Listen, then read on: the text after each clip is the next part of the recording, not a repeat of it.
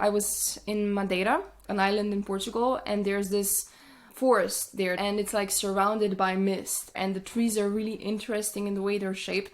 I'm actually gonna insert a video here. This is how I imagined this forest.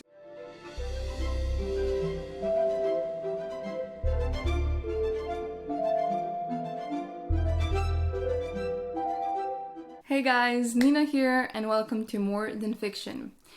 So today we're gonna be discussing... Did I say disgusting? Today we're gonna be discussing Two Twisted Crowns by Rachel Gillig. First off, I just want to say that I am a little bit sick today. I'm feeling a bit under the weather, so if you hear any sneezing, coughing, I apologize in advance for that. I have my tea right here with my special little mug that was gifted to me. It has like my pictures on it, which is super cute. And for everyone who's listening to this episode on Apple Podcasts or Amazon, you can also watch it on YouTube or on Spotify. So sometimes when I show something to the camera, if you're wondering, it's because some people can see. Depends where you're watching or listening. But yeah, so Two Twisted Crowns, I have just finished it yesterday. I've been up until late to read it. And obviously, One Dark Window is already on my podcast. The episode is already up. And I loved One Dark Window. I thought it was like a really cool world, a cool setting. And I still think that, obviously. At the beginning, I wasn't really digging the whole magic system just because it was so different, but once I kind of got used to it, I loved it because it was so different. You know what I mean? The card system, all of that is super neat. I was confused by one thing in this book, but I'll get to that later. Anyways, just like my general opinion of Two Twisted Crowns, if I start off with that, I think I liked it a little bit less than One Dark Window. As you know, we go along, I'll probably explain why, because right now I don't really know if I have a particular reason. It's just the vibe, the feeling that you get from a book, you know? Like, for example, when I was reading One Dark Window, I was really invested. I binged read it, you know, it was hard to stop, but with Two Twisted Crowns, it wasn't. You know what I mean? Like, I could easily put it down and just do something else. It wasn't like, oh my gosh, yes, I have to finish this right now. It wasn't that kind of vibe. So yeah, that's interesting. I don't know, maybe I just really liked Elspeth as the main character. I have heard somewhere, I think a friend of mine actually told me that he didn't like Elspeth because she was such a crybaby in a sense. You know, she kept running away anytime something happened. But I didn't really get that feeling in the first book. I mean, sure, the first moment we meet her, she does run away from her father's house, that's true. That annoyed me a bit too, but later on, I feel like she was very brave, and based on everything that's happened to her, the fact that she's living with a nightmare in her head and that she has to hide herself away from the world, I feel like her behavior just made sense, you know? So I wasn't really annoyed by her. And I also really liked her and Raven's love story. The book wasn't really focused on it a lot, but I really liked the fake dating trope and the fact that they kind of didn't like each other at the beginning because they had both these preconceptions of each other. So I really dig that vibe. And here in this book, obviously Elspeth wasn't a central part of it, and that's something that I was kind of worried about in my previous episode about One Dark Window. I actually said that I'm kind of worried now that Elspeth's gone in a way and that we won't get much of her, and that's exactly what happened. But I did think that we were gonna get the Nightmare's perspective. I thought that now that he's in charge of her body and that he's like at the front of it, we were gonna get his perception, basically, his point of view. I was surprised that we didn't. Like, we got Elspeth, he would be the one, we would see what he thinks, how he tries to communicate with Elspeth while she's in the back of his mind, you know, how he sees the world and stuff.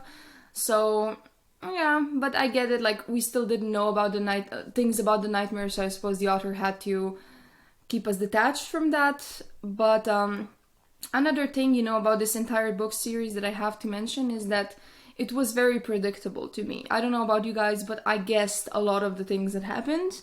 And I don't mind it, honestly. Like, it's fine. It didn't really bother me. I wouldn't rated less because I guessed a lot of things. But if the author was trying to surprise us with certain reveals, she didn't do a really good job at it, I think, just because there were so many clues that were just so obvious, you know.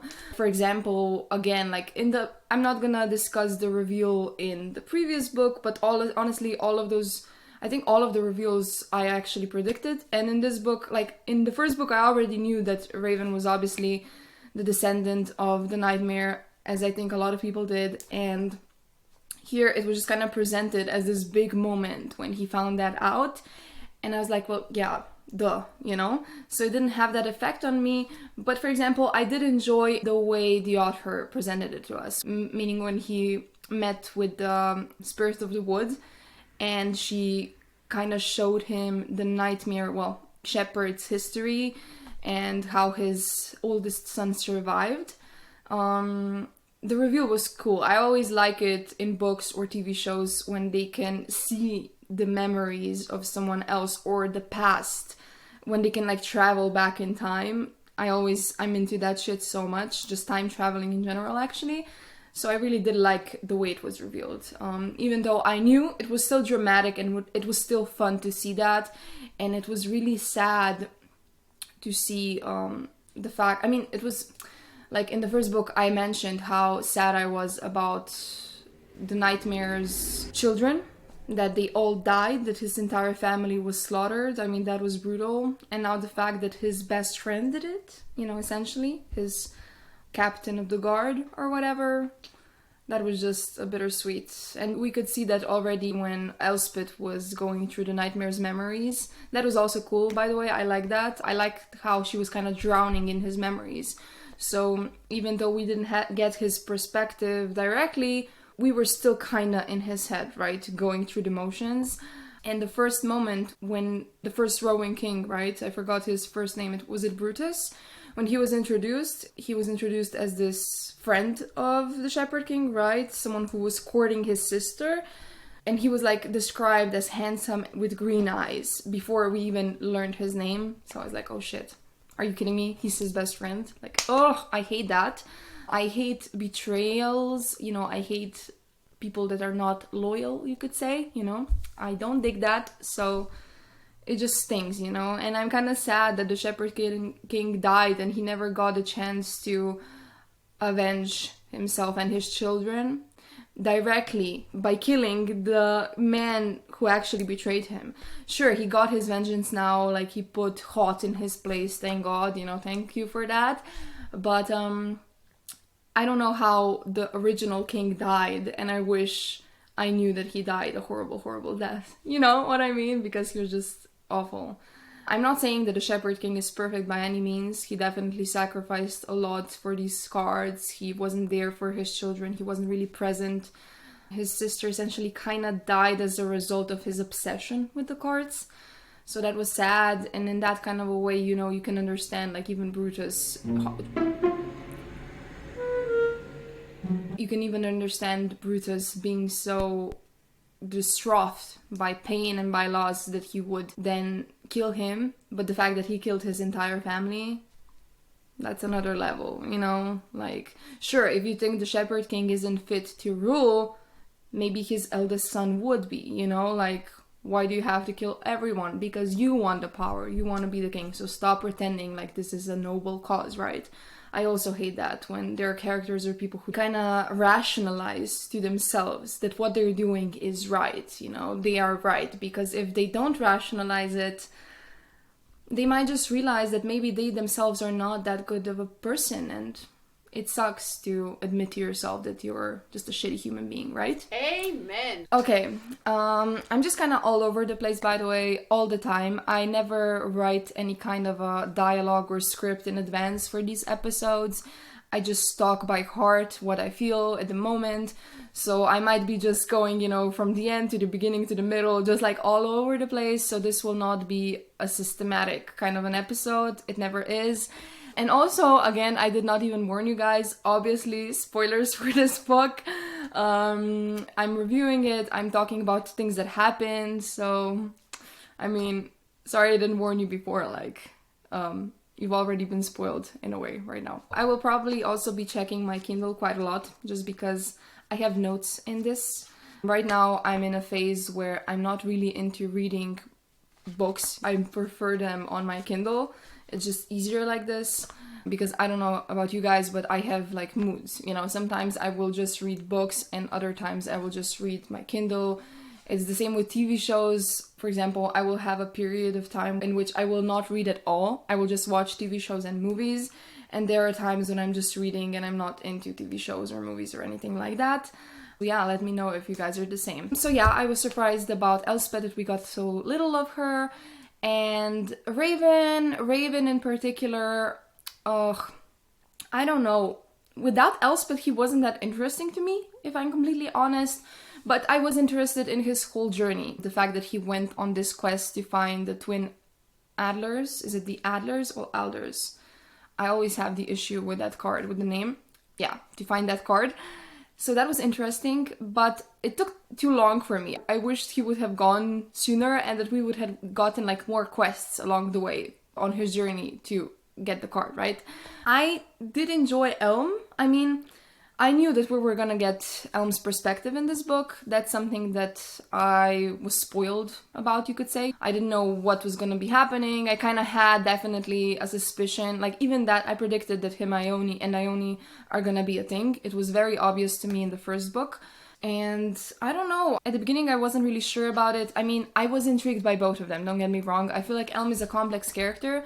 Out of all of these characters, he has like an interesting story. The fact that his brother brutalized him, tortured him in a way, you know, he's gone through some shit. The same for Ione. I thought her character was super interesting. The fact that now she's under the influence of the Maiden card and she's just so unfeeling, just so detached from everything, that was super intriguing to me. So I'm really happy that we got more of her.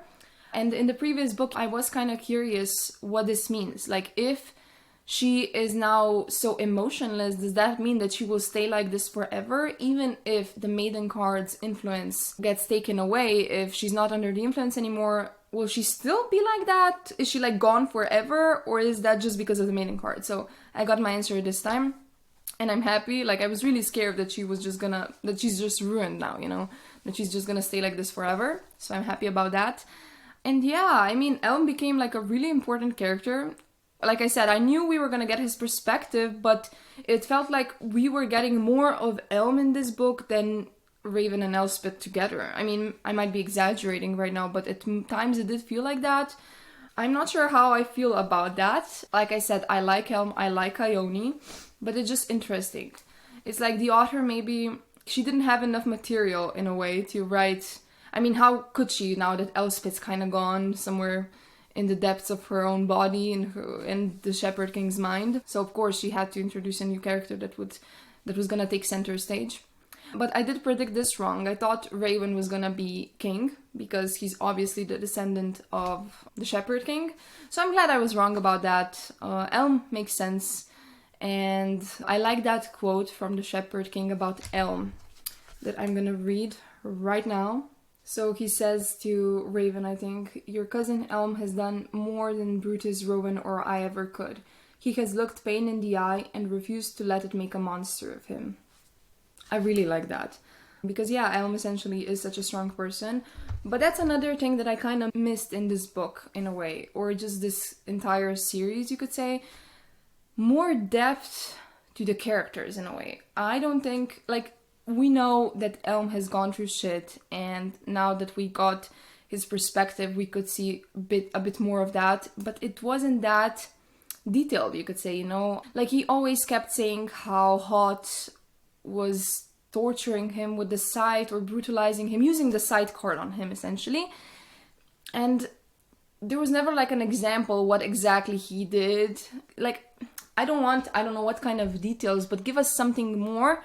It was just in the way it was described, it was very general, you know? Sometimes I feel like to really feel the Payne's characters even more, you have to get to the crux of the issue, if that's a word. I might be just making up words right now since English isn't my first language. So yeah, I miss that a little bit. I don't know. For some reason, I wasn't that emotionally connected to these characters. The way I normally connect, I always connect with characters, and in this book series, I didn't as much. So that's quite interesting. I guess this leads me to believe that it wasn't written as emotionally, you know? The way the book was written wasn't as emotional, as deep in some kind of way. But I did like how Elm and Ione were getting closer and closer and closer. That was really cute. I loved his relationship with Ione was just so... It was definitely a more kind of a seductive relationship than we got with Raven and Elspeth, because Raven is more of a cold kind of character. Elm, he's very kind of playful, you know? So you could see that in the way he flirts too. And that was really, really cool. When he had to cut her dress off, for example, oh, you know, kind of hot. And the throne scene, kind of hot, you know, and just these compliments that he gave her. A really nice moment for me was when he basically told her he noticed her before she was Hot's betrothed and before she was under the influence of the maiden card, meaning before she looked as perfect as she looks now.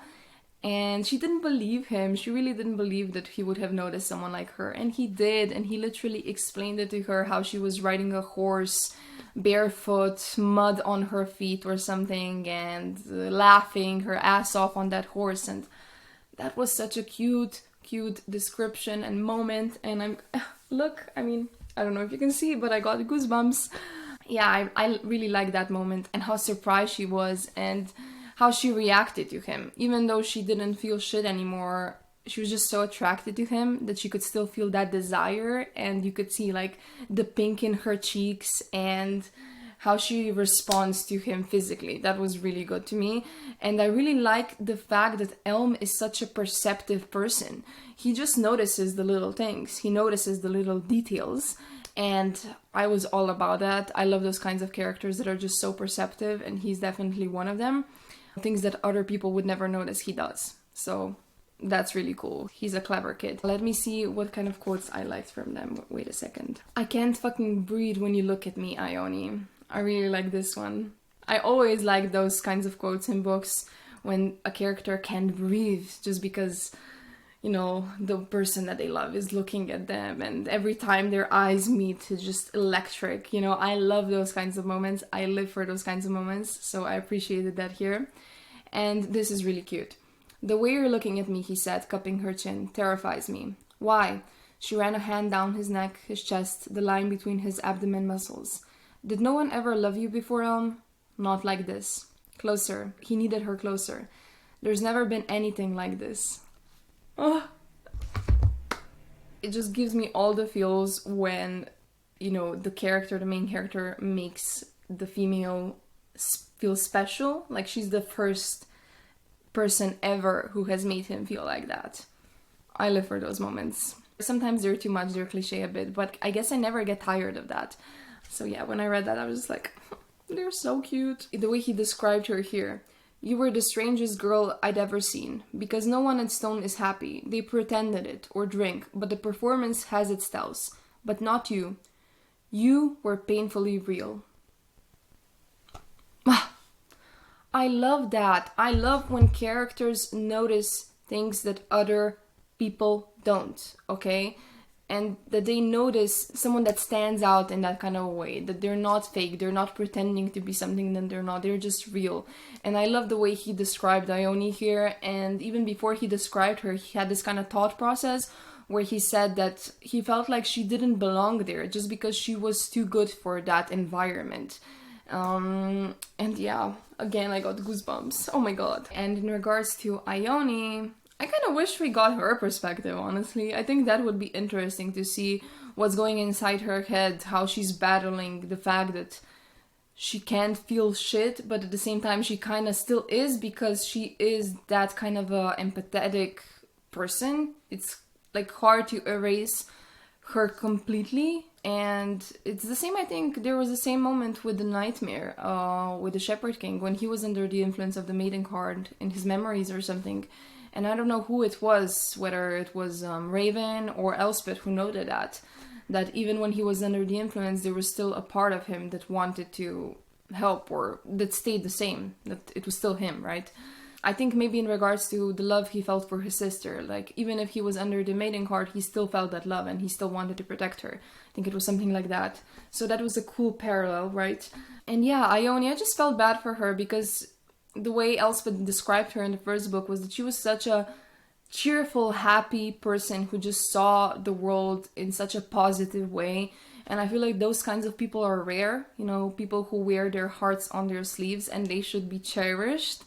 So it sucks that she was the one who was brutalized like this and used like this, and essentially she was murdered by Hot. That really, really, really hurt me when I read that he literally pushed her out of the window or something and she fell and died. Well, she should have died, but the maiden card healed her.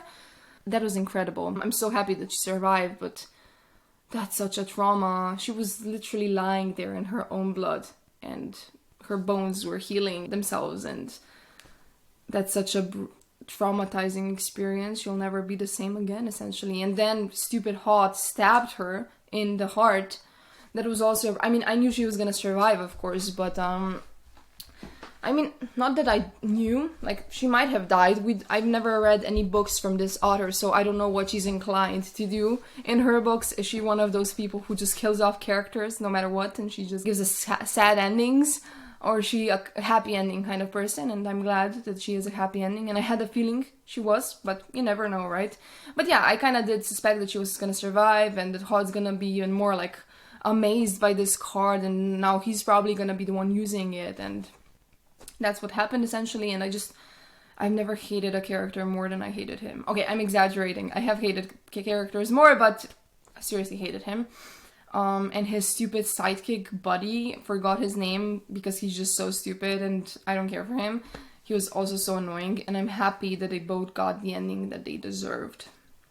Especially Hot. I think that was such a good ending, an ending that really fit him. The fact that he was so against infected people, like even more than his dad. I think his dad was just against it because of control, because that was something that they have done forever. Because if you think about it, like when he had use of a person that's infected, he took advantage of it, which tells you that inherently he's not that like repulsed by it, right?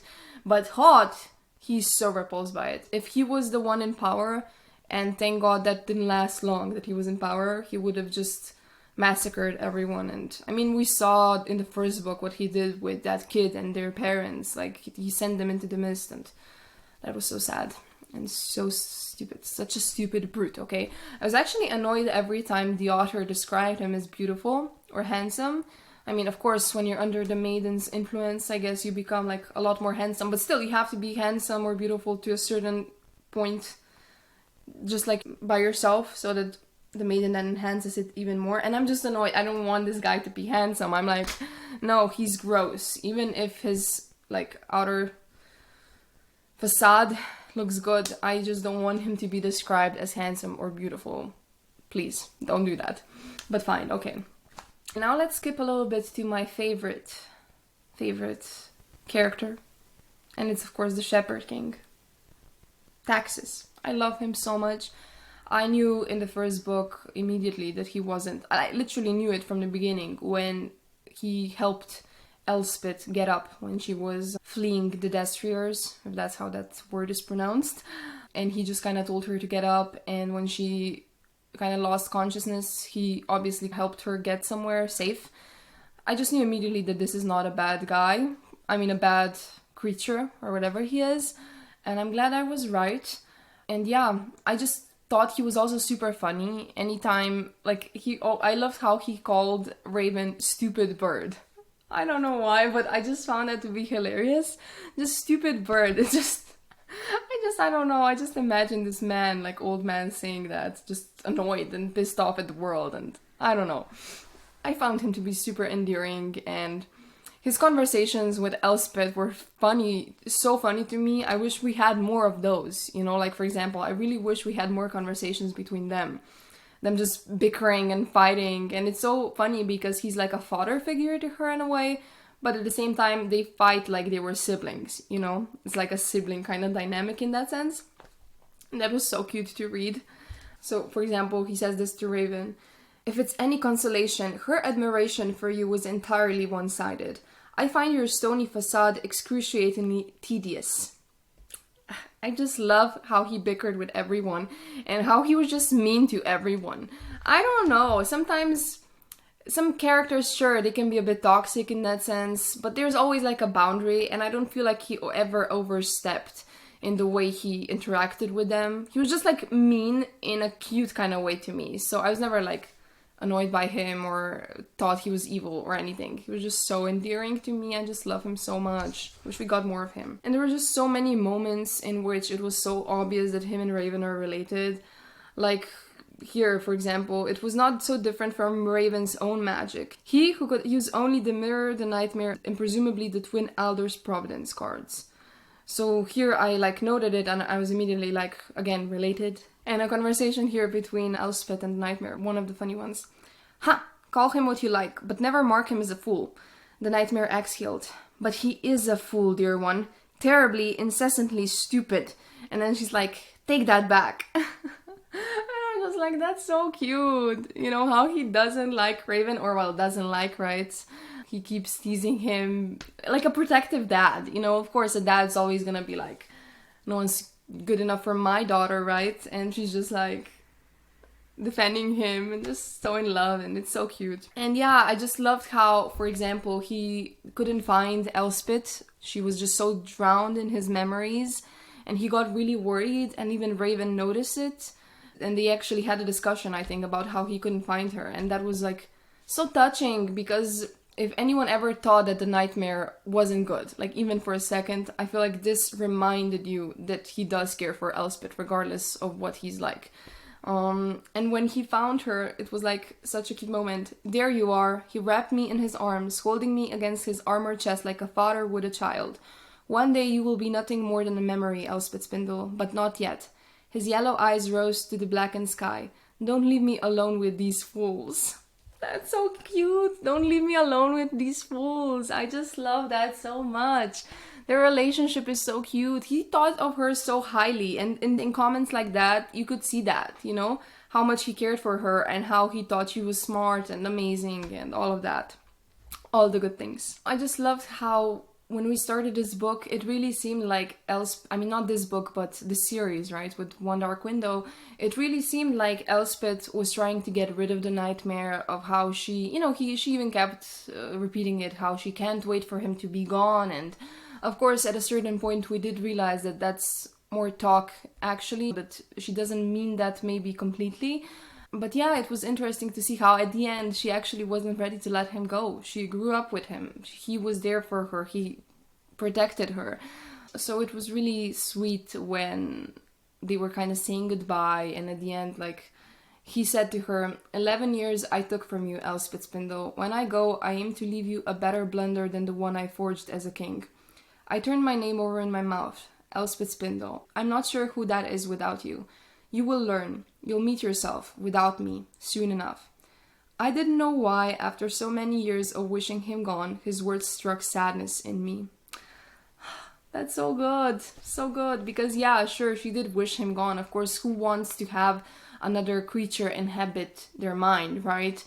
But now when she looked back at it, it wasn't that bad in a way, you know? And even when he described the situation or his feelings to Raven at one point, it was so cute to read that. And the fact that he even said those words aloud, that he was honest about what he thought, about what he felt, I felt like that was character growth from him too. I think that once he got control of her body, he understood, he remembered who he was once upon a time as a person, before the cards and before he became this creature entrapped in a card, right? Because when he was in Elspeth's head, he was detached from that part of himself, I think. He essentially was just a shadow in her mind. But now that he was essentially a part of this group of people and he was in control of a body, whatever, I think he just remembered what it felt like to be human, and you could see that progression in him. And I loved how he explained this to Raven. I thought I was the father she deserved, that I could carry her through this terrible, violent world. I hadn't done it well with my own children, and when I woke in her young mind, the first thing I felt after 500 years of fury, his voice softened, was wonder. quiet and gentle. I remembered what it was to care for someone. So cute. I mean, of course, he had children himself, and he woke up now in the body of a literal child. Of course, that, felt close to him, right? And it wasn't his choice to enter. Like, I explained this already in my previous episode as well. That's what I thought while I was reading One Dark Window. It wasn't like it was his choice to enter the body of how old was she when that happened? Very young, 11-year-old, whatever. Who would want that in their right mind, to be trapped inside a little girl's head, as an adult? 500 years old, grown-ass man. No way. But I think that, yeah, she kind of just really helped him remember certain stuff, and maybe to kind of be a better father, like a father figure for her than he was for Tilly and for his own kids. And that's another thing that just so saddened me about this book. And for example, another thing that was maybe rushed a little bit, I thought that like we were gonna get more of those moments, memories of him with his kids. I don't know, it's like I was saddened by it for sure, by everything that was described in this book, by how his kids really wanted to spend time with him and he just kept rejecting them. That was so sad. Especially little Tilly. She was just his little girl and she just wanted her dad and he just wasn't there for her. That was so sad. And when Raven was seeing his memories when he was in the past, he saw like how he carried Tilly in his arms and she was already dead, and I don't know.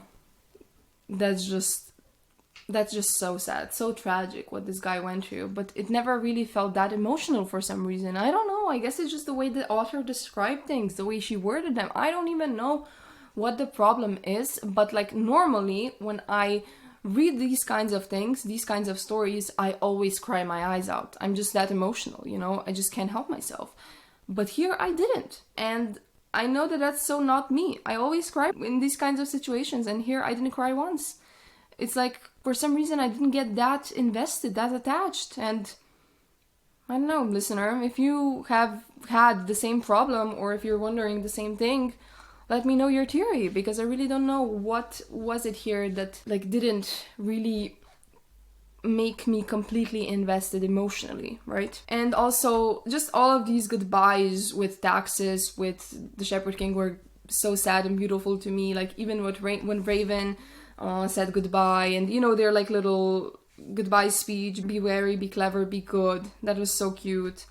When she said goodbye to him, that was especially, and again, this is a moment that I would have most definitely cried at, because it's such a full circle kind of moment, with their story. Finish the story, dear one. My voice shook. The two were together, and then he's like, together. So the two were the same. The girl, he whispered, honey and oil and silk. The king, we said the final words together, our voices echoing listless through the dark. A final note, an eternal farewell. And the monster they became. I can envision this in my head so well, by the way. Just like it playing out in a movie. Just them, two voices, a male and a female, together saying, and the monster they became. Like it hits deep in my soul, And then after everything was gone, I also really liked the fact that we got that little bit of closure, in the sense that Raven used the mirror card and he saw the Shepherd King and he said to Elspeth that he is now together with his kids, that they're reunited. So I was so happy for that. We got that confirmation. And there was a moment when she was, I think, I don't know, now they were getting used to the sun, since they didn't basically see the sun ever because of the mist. It was just so dark. And now they could, and she said that her mind was probably playing tricks on her. And I must have been slow to understand after a lifetime of grey mist just how brilliant the sunlight was. Because for a moment, a fleeting, wonderful moment, I thought I saw him, yellow eyes peering at me through the trees. Oh my gosh. Again, goosebumps. Another such a cute moment, and I honestly want to believe that somehow he did show himself to her, that somehow it really was him looking at her and watching over her. And I feel like he always will. I think he even said that, something similar himself, that he'll always be watching over her. I'm not sure if I'm making this up right now, but yeah, so sweet. Because this was essentially the Shepherd King and Elspeth story. That's why I missed more of them in this book, because it was about them essentially, you know, not about Elm, not about Raven. I mean, of course we love them too, but it was about Elspeth and the Shepherd King. It's about them, you know? So, yeah. Okay, and let's just real quick discuss Raven. So he went on this quest with Jesper, his sister, with the two highwayman brothers, the Shepherd King, and another destrier that was assigned to him basically because of the king. I really liked that part of the book in the sense, like, the plot was interesting, right? Like, they had to cross that lake and then they had another challenge, and it was just interesting to read.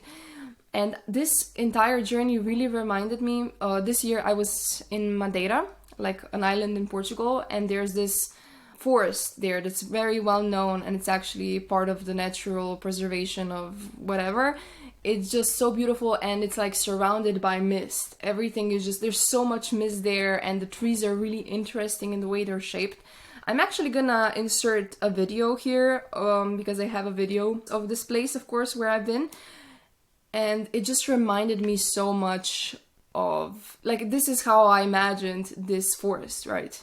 I imagined it as this forest I was in, essentially, in Madeira. So beautiful and so cool, you know, that I was there and that I envisioned it now like this in my head.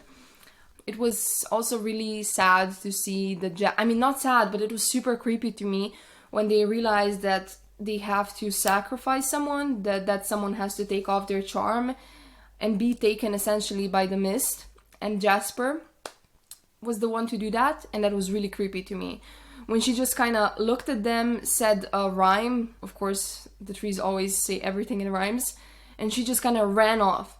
And I just imagined it super creepily, like that now her eyes aren't her eyes anymore, that they're just like white, just white, and she just gives them like a wicked smile or something, like super creepy, and just runs off and they go after her. That was an intense scene, I think. That was really interesting to read. Like, that last part of the book was super interesting to me, and how they were running after her. I also really liked how the nightmare's mind played tricks on him, because Jesper reminded him so much of his own sister, and he sacrificed his sister in the same way, essentially. She died in the forest because she had to give up her charm.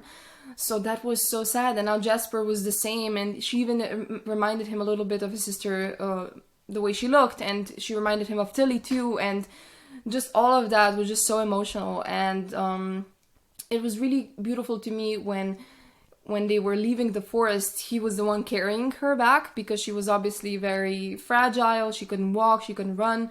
So he was carrying her, and I don't know who it was, Raven or that friend of his, that said, let me carry her, and Nightmare got very protective and he was like, no, I'll carry her, leave her. And it was just so obvious that it's because of his own trauma. He did not carry his sister back, she was too heavy at that time, he couldn't, he was too tired, so he left her body in the forest to rot. You know, he never brought her home. And that's something I think that he regretted deeply, still regrets, and he wanted to do that for Jasper. So that was just another really good parallel to me, you know, that really, really, really hit me hard, but not hard enough to cry for some reason. Yeah, that whole journey was super cool, super interesting. The reveal, like I said at the beginning, spoke about the end at the beginning, of course, typical Nina. Yeah, it wasn't a reveal, but it was interesting in the way it was made, I think, for sure. And I just loved how the Shepherd King knew all along and he said nothing, you know?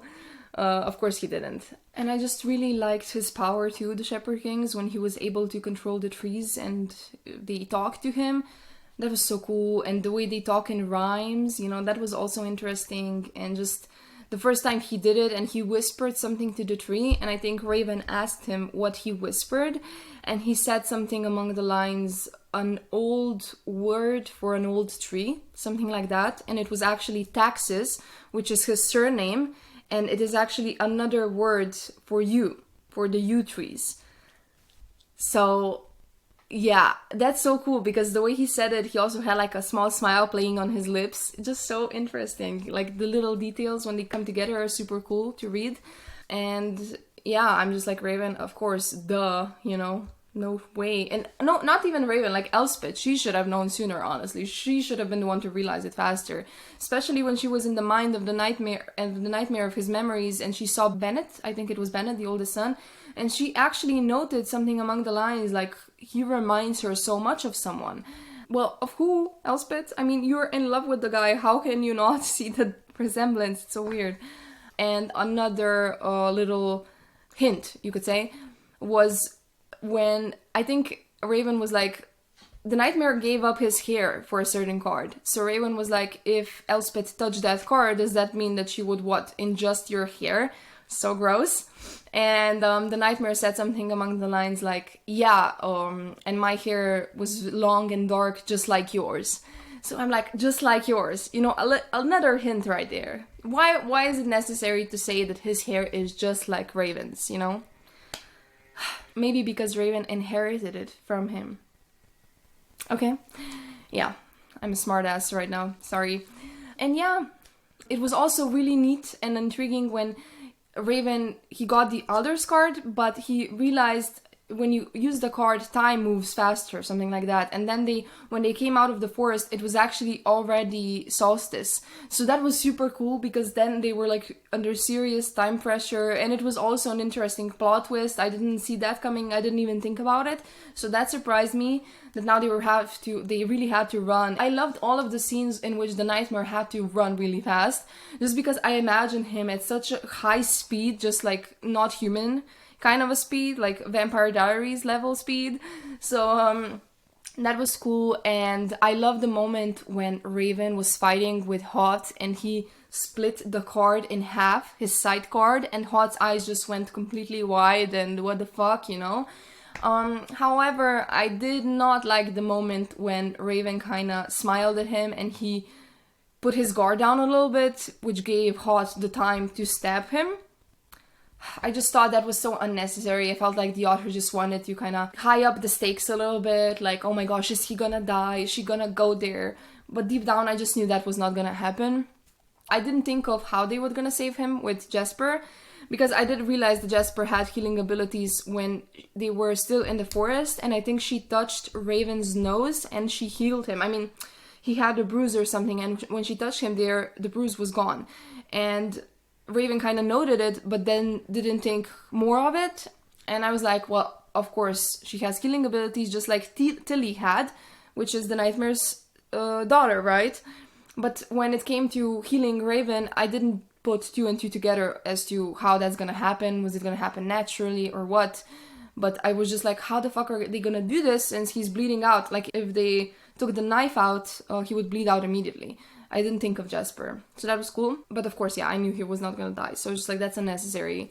Can't he just... I didn't want Hot to get an upper hand at all. I was just like, can he just beat the shit out of him, drag him to Elm and Ione and end it, you know? That complication was unnecessary. But fine, it had to be a bit more dramatic, right? And I was glad that the last two people who kind of looked Hot in the eye and just sent him to hell were Ione and Elm. I felt like they deserved that the most. They needed to get that. I mean, it's still, I imagine it was hard, like, doing that, especially for Elm, but freeing, I think. And it was very fitting that he was taken by the mist.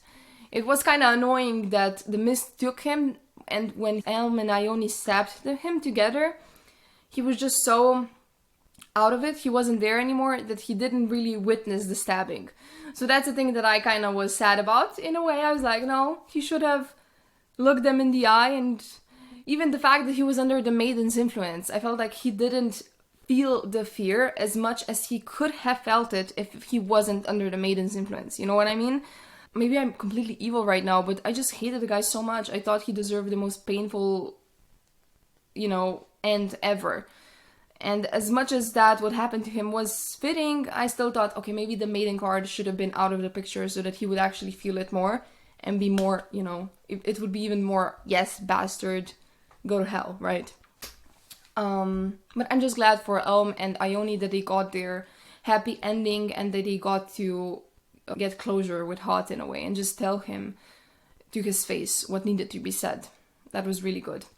And also the fact that he killed his dad, that's just so... Like, I have no love for their dad. He was also a bastard, but he wasn't as awful as Hot, honestly. There was even a moment in which he was talking with Raven, and Raven said something back to him. Like, he was kind of mean to the king. The way he responded was, I think he said something like, the distaste is mutual, or the disgust is mutual. I don't know. Or that Ione's line. Wait, I have it written down here. Yeah, the disgust, Ione said, her own idol, is mutual. So that was a really good moment. I was like, yeah, Ione. I think that was in the throne room when her and her dad and her uncle were all seated in front of the king. And I don't know if she said it to the king or to Hod, but it doesn't matter. It was like in front of everyone. And I was just, I love you so much right now. And yeah, the moment with Raven was when he was having a conversation with his uncle, and his uncle said, "You've proven a wretched disappointment, Raven." And Raven's like, "From you, uncle, that is praise indeed."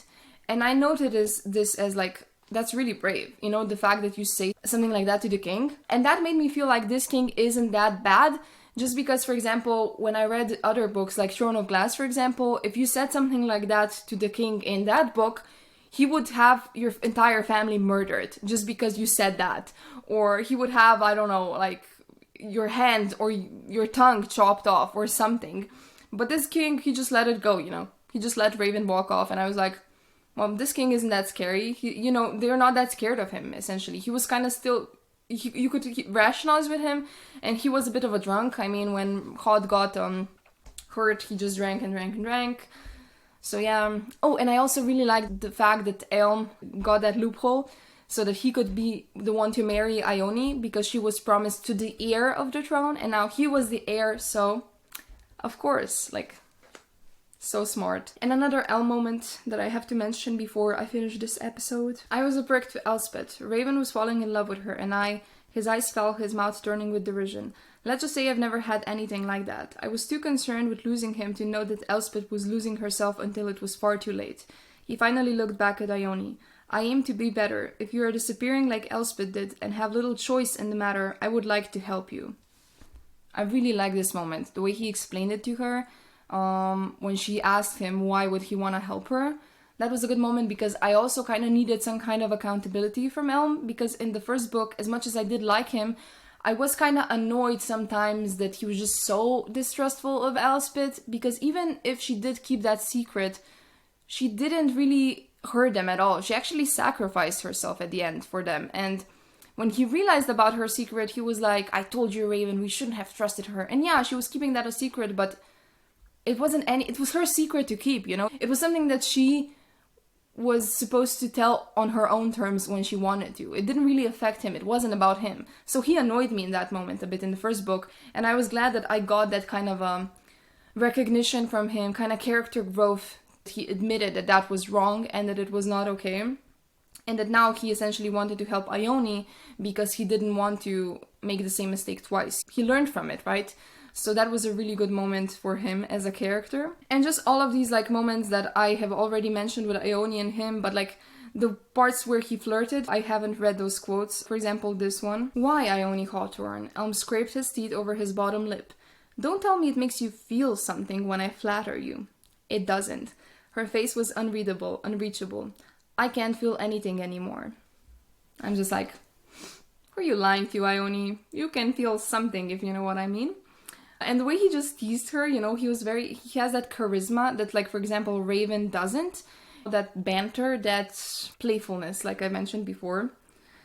And again, what was strange was Ione's quick intake of breath when he leaned close. The brush of pink in her cheeks, the goose flesh along the nape of her neck. Moments like that I loved. Even the moment when he went inside her head with the nightmare card to help her find the maiden card, and he saw that moment after she was introduced as Hot's future bride, and she was actually, while they were eating and drinking, she was actually looking at Elm. She was staring at him the entire time. So it was really good to know that she always liked him. He was the one she fancied, not Hot. And she even explained it to him that before she knew him, she always just thought of him as this prince from some kind of a book, that no one was supposed to be as beautiful as he was.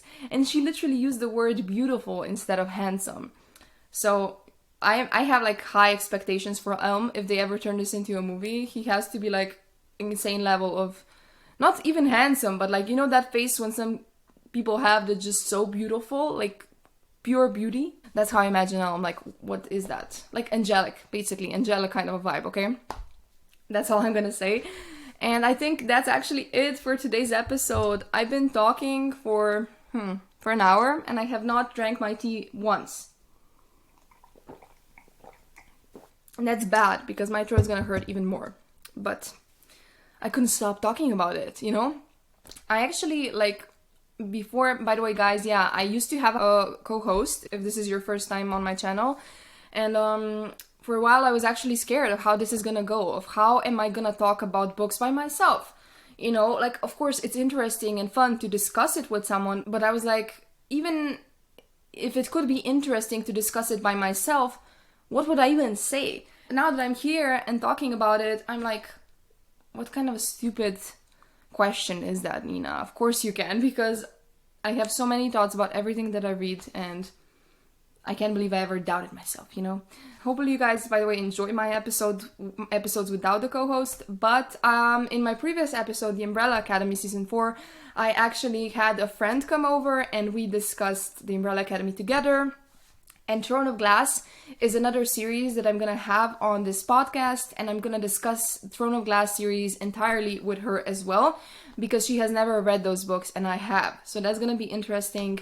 But yeah, for the next episode, I'm not sure if it's gonna be Throne of Glass or something else. Just stay tuned. Also, if you can, please follow me on social media. I would appreciate the support. And please rate my channel on Spotify or wherever you're listening. It helps, you know, with the algorithm, with interactions. And subscribe if you haven't already. That would really mean a lot and help me. And that's it. That's it for today's episode. Hopefully I didn't forget to mention anything important that I wanted to. I think I didn't. And if you guys have any comments, any suggestions, if you want to talk about anything at all, whether it's about this book series or anything else, let me know. I'm here. Bye!